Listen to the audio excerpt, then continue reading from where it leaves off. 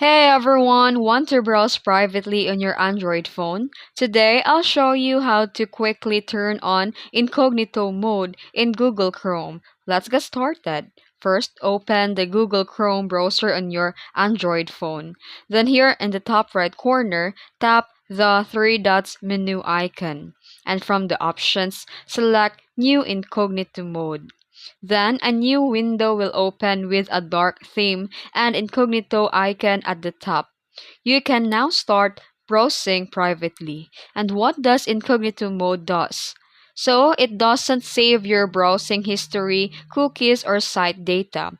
In incognito mode, any information you enter in forms won't be stored. However, your activity may still be visible to websites you visit, your employer, or your internet provider. And that's it. You've just turned on the incognito mode in Android. Use it whenever you want to browse without leaving traces on your device. If you found this video helpful, don't forget to like and subscribe for more tutorials.